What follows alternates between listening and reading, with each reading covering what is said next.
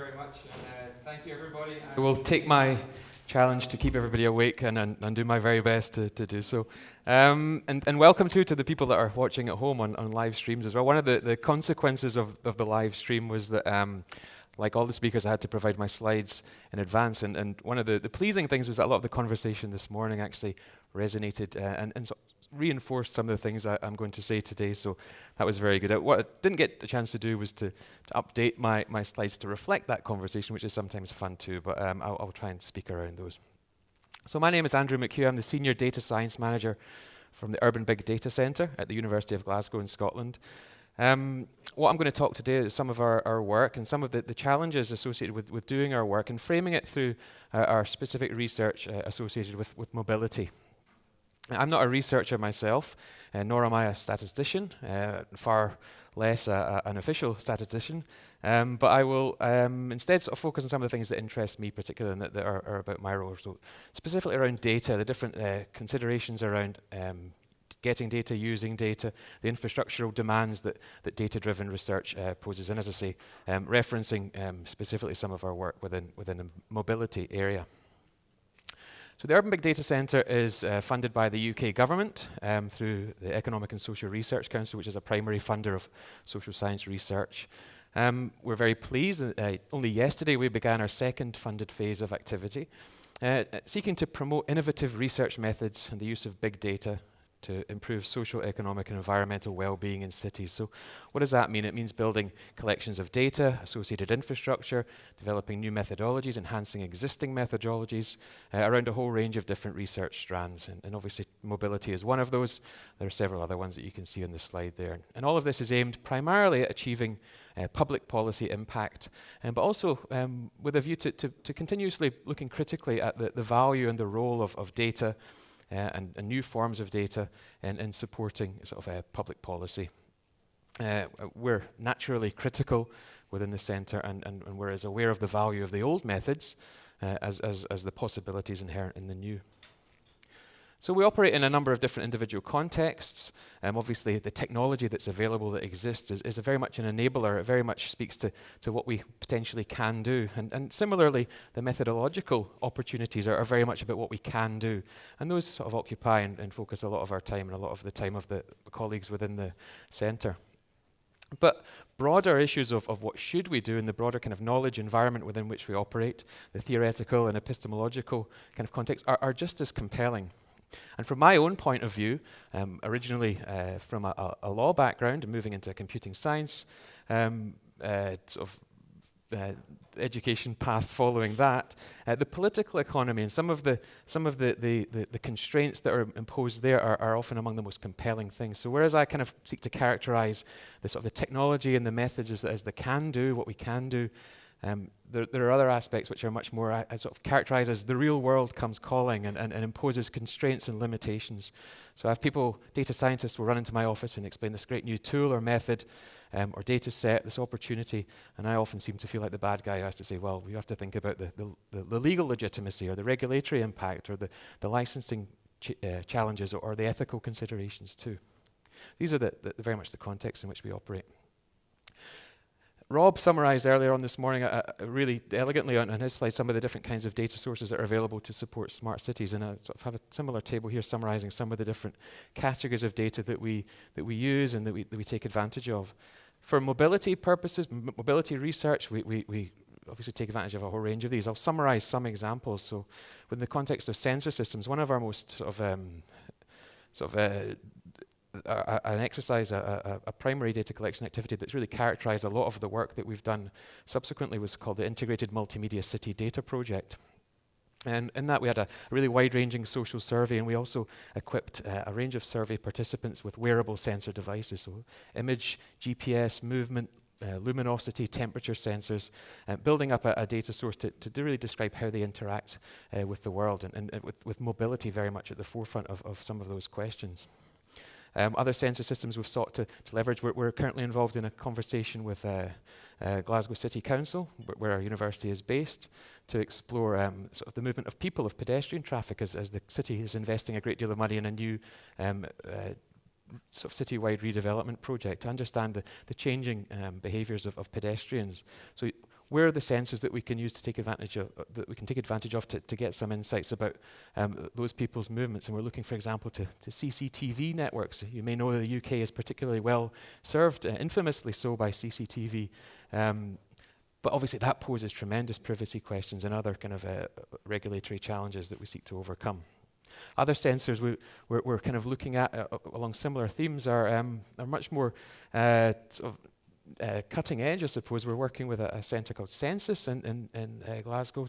They've been showcasing, we've been exploring some of the leading sensor technology which actually allows edge-based processing. So on the device itself, we've been looking at technology that's been primarily deployed to manage occupancy of buildings that can actually count and do person detection on the device itself, sending only the sort of the privacy neutral count information out to the internet. So these are the things we're looking at.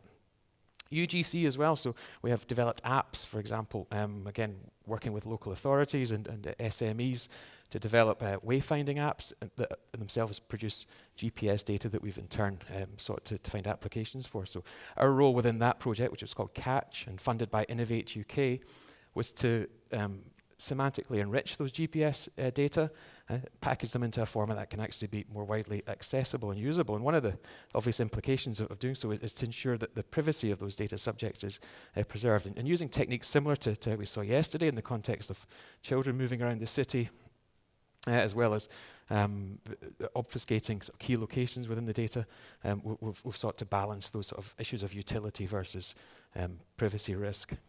Administrative data, again, features very heavily. Private sector data, for example, we use data from a company called Strava, who are an app maker and publisher based in the US. They provide an app that's used by athletes and cyclists to record their activity, and they produce a data set called Strava Metro, which produces kind of counts of that activity across the road and cycle path network, which in turn we can use to learn a little bit more about how cyclists and other athletes use the infrastructure that's available within a city environment.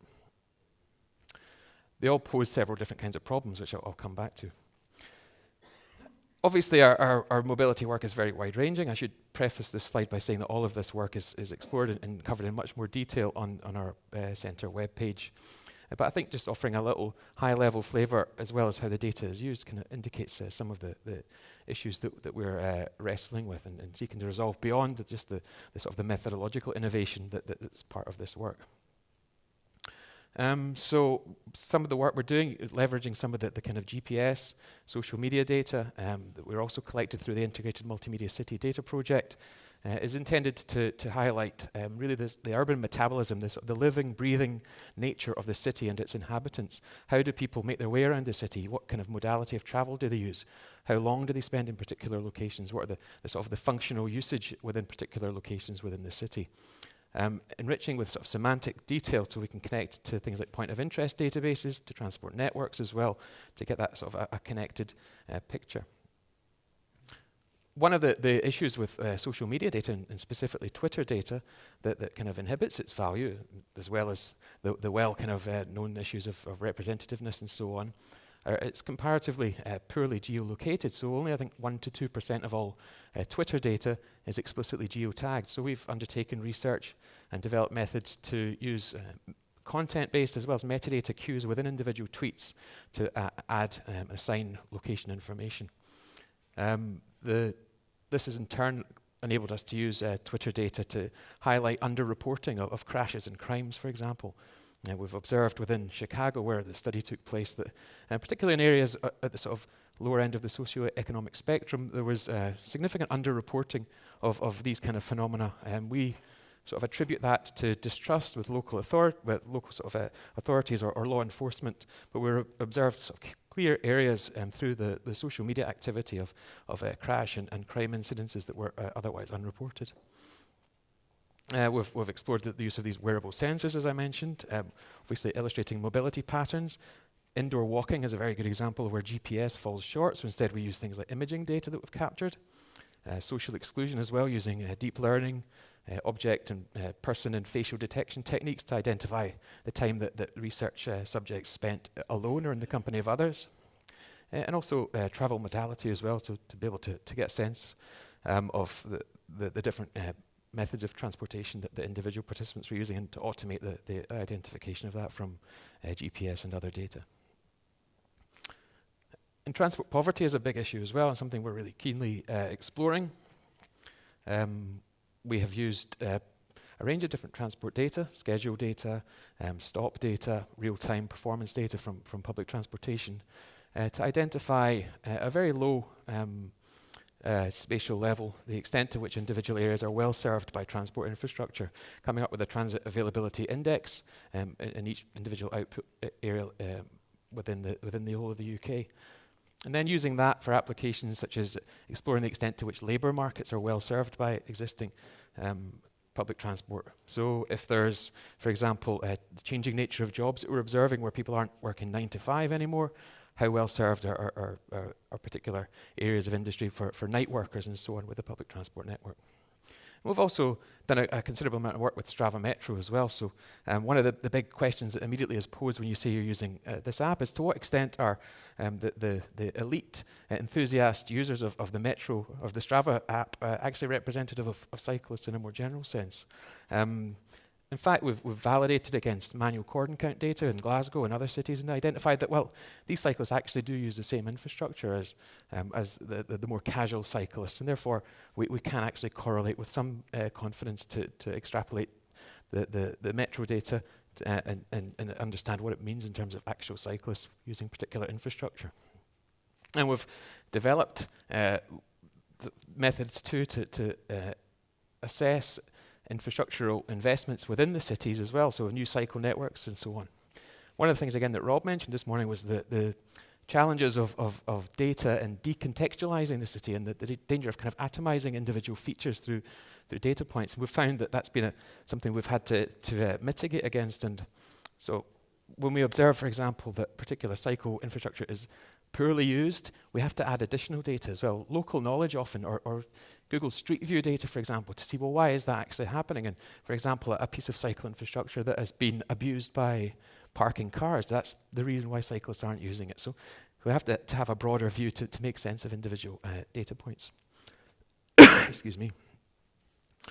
So I'll summarize some of the sort of key challenges that characterize our work, that are certainly applicable to our mobility work, but actually have much broader applicability too, and maybe sort of reinforcing some of the ideas we heard earlier on today.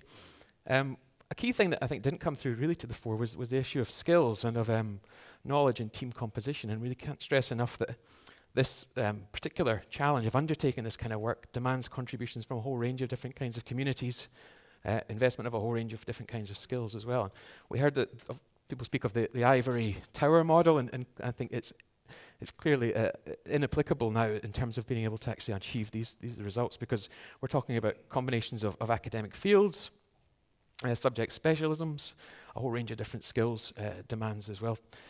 Many of these things in the bullets are primarily associated with the actual act of doing the work or validating the work. Relegated just one little bullet at the bottom there is information governance. And I would take a broad definition of that and extend it to not just data protection considerations, for example, or not just contracts and licensing, but broader aspects of understanding business motivation as well, and ensuring conformity not just with legal and regulatory ideals, but also conformity with business expectations and so on.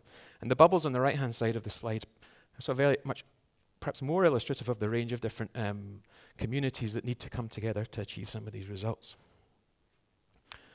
And when you speak about skills, obviously it has real implications as far as resourcing and as far as being able to support the availability of those skills. And again, a point that came through this morning was this idea of it doesn't make a great deal of sense for individual organizations to do everything themselves. So whereas education, training and capacity building makes a great deal of sense, and knowledge exchange and building a more capable community as a whole, just as legitimate and just as valuable is the idea of partnerships as well. So academics and industry and government can work together On one hand, it has a great deal of appeal because it's about balancing the load of doing this work and ensuring that not every organization has to be comprehensively equipped with all of the skills and abilities to do this work. But in addition, it may be a means to offset and mitigate some of those concerns around things like data sharing. So I don't want my data to leave my organization. Well, rather than coming up with a way to get the data into our fully equipped organization, let's establish a partnership agreement and we can work together and manage that aspect too. And then there's sort of connecting tissue that we need to collectively develop to ensure that these links are robust and effective around the development of standards and the suggested data and methodological and data management standards. There are many more around sort of smart cities as well that we're involved in, working with the UK standards body BSI, but in turn feeding into a more international perspective. And associated with the costs and resources, of course, has to be a means of demonstrating value. And again, very much a collective approach, I think, is the most helpful here. So having national and local champions to highlight the value. The idea that a single organization can make a compelling case has some legitimacy, but if an organization combines with others and a community makes a case, it's a much more robust one, and the volume is amplified. Likewise, peer-to-peer networks within those communities can ensure coherence of perspective and ambition, and also kind of influence and inform that wider argument. Identifying value at the very heart of a problem, we have to think about where it will go at the end. So finding the seeds of value at a very early stage within an activity, thinking about the end user and the wider stakeholder value that can be delivered on the basis of that, and using that as a means to inform and influence how one undertakes the whole process is really important. And public engagement too, again, within an academic context, very important to balance to ensure that the public are engaged and involved in research, but never more so than when the public themselves are subjects and maybe understandably skeptical about the particular use of their data or the benefits that may be available to them. Data sharing is a challenge that no one probably here needs to be reminded of. It's very, very self-evident. And similarly, the first point is that partnership is a more sort of a preferable ideal to simply a vendor-customer relationship. We have a really good relationship with Strava, who provide data. They have a community of users who are very, very comfortable, I think, with the idea that their data will find its way into researchers, who in turn will deliver some kind of research outputs that effectively inform policy and in turn translates into better infrastructure for cyclists and therefore a better experience for cyclists. But ultimately, our relationship with Strava remains a sort of customer-vendor relationship. We still pay them money, and they give us some data, and we make it available to our researchers and potentially to other researchers too. So we need to sort of explore that and see where can we deliver actual value to these kinds of organizations? Where do our specific skills offer value? And Bartel earlier on mentioned the idea that impartiality is a real asset for, in his example, NSIs, but similarly for academic organizations. So we can effectively validate data, we can endorse it, we can establish it to some extent as a really credible evidence base that can be used for a range of things, but that also implies that the company is satisfied with you doing so, and perhaps the results that come out might not reflect well on them, and that's is true for a private company as for local government. Universities jealously protect their impartiality. It's very important to their credibility, and therefore that's something that has to be reflected upon. But continuity of supply and the sustainability that data can come in is also really important. And we've had agreements with companies, for example, where changes within those organizations have led to changes within the agreements. So if you can only get data for so long under particular terms and conditions, and that's got to be considered a real sort of question mark against its quality, just as missing values or spatial kind of limited coverage would be considered data quality issues. I'll close just with a final slide just about trust and validation. Again, this idea of balancing data utility with the risk is a really critical one, and again, it's something that I think we can help from the academic world. We have experience in this particular area. You know, we can help companies, for example, to tailor their data products to better balance those issues, offer them sort of, safeguards and reassurances that have commercial value, and in turn have access to better quality data. Someone, I think Fabio mentioned the idea of a certification role and an accrediting authority that can actually offer, amid this sort of landscape where lots of data is being produced and lots of outputs are being produced, a means by which we can sort of elicit trust across different sectors, across different domains as well. Another big part of that for us is ground truth data. I mentioned the sort of the correlation of Strava data against sort of manual cordon count data from the city of Glasgow. And it's often expensive and often hard to come by, but it does help us to offset and meet some of those concerns around the validity or the veracity of data sets that emerge from different kinds of sources. And there's a broader question too, which is more of an open question about how to align results based on differing methodologies or data sets. So again, the idea, particularly when an international activity, there are so many different contextual variations and potentially different data sets that characterize some of the work we do that we're hoping to bring together to rationalize at least. So how do we do so? What kind of methodologies are appropriate and weightings? And I've drawn into that discussion too this issue of black box algorithms that we've sort of heard mentioned in a number of the slides over the last 2 days. And again, something that is very much to the forefront of our mind when we're getting data and we're unsure of its provenance or unsure what pre-processing has taken place. How do you then combine that legitimately with other data that you have? I'm very conscious that I've probably raised more questions than presented answers in the slides, but if anything, I hope it's a comfort to know that other kinds of organizations, I mean, we already heard that NSIs are wrestling with common problems, but academic organizations are wrestling with similar problems. And while our outputs may vary, I think that a lot of the challenges are common, and we're really keen to work together. So thank you for your time. Appreciate it.